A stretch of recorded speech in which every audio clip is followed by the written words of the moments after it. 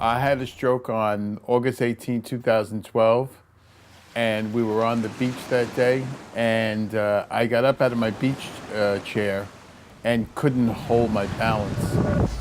I was in a cab, and I felt a very strong headache, and I knew that it wasn't a regular headache, and I couldn't move.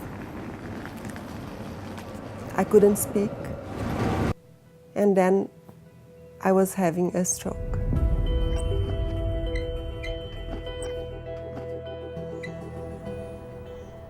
Stroke is a devastating injury to a person's brain. It usually happens when blood is in the wrong place and a vessel breaks or not enough blood is delivered to the brain. After the stroke, I couldn't move at all. I was in a wheelchair. I couldn't move my right arm. My face was paralyzed. I had to learn how to swallow, how to eat.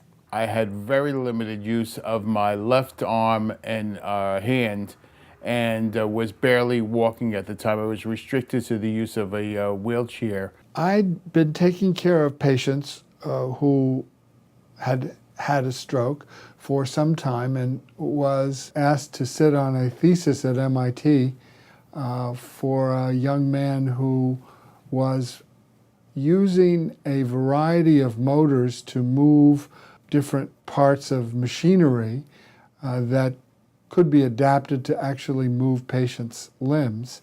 And the motors were designed so that if the patient didn't move or couldn't move, the robot would act as a passive motion machine and move the patient through a series of point-to-point movements. Once the patient moves, the brilliance of the robot is that the motors turn off and the robot allows the patient to execute the movement. The robots help by having the person hooked up to a machine that fixes their arm in a trough and either exercises the shoulder and elbow or the wrist and hand. And they're looking at a screen and aiming towards targets on the screen that correspond to points in space. And wherever they leave off with that movement, the robot jumps in and helps them to complete it. If they have no movement, after a pause, the robot will take them through the whole movement. So the robot's providing sort of a perfect learning environment where you get over 1,000 movements in an hour of very precisely timed input as you need it.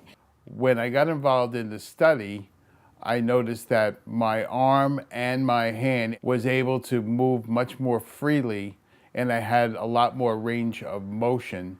The robot allows you to do 1,200 repetitions in a short period of time that you normally would not be able to do through any kind of occupational therapy with a therapist. After just 2 weeks, I can walk faster and with more balance. And I can make some movements with my arm that I couldn't before. What we often saw was that movements that the patient couldn't do in the beginning, the patient was able to do by the end of training. When you have a stroke, there is a pattern, the way your body locks up. And the robots help you to fight against that pattern. It's very tough to do, but the benefits are wonderful.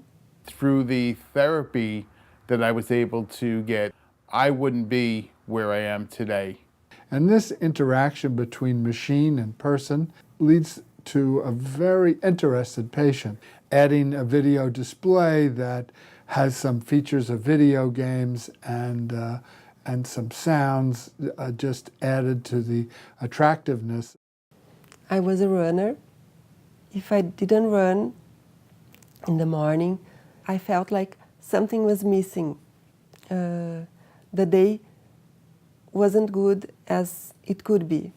After the stroke, I haven't been able to run, but I will run again, for sure.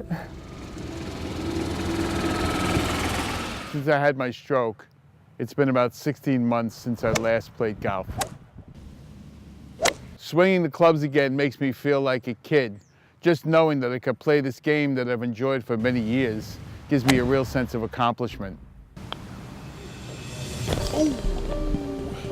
speak to the patients, these positive studies translate into real-world effects so that the patients' lives have been enhanced. I think it behooves us now to add to this platform of robot treatment other tools that are available to see if we can continue to improve outcome after stroke.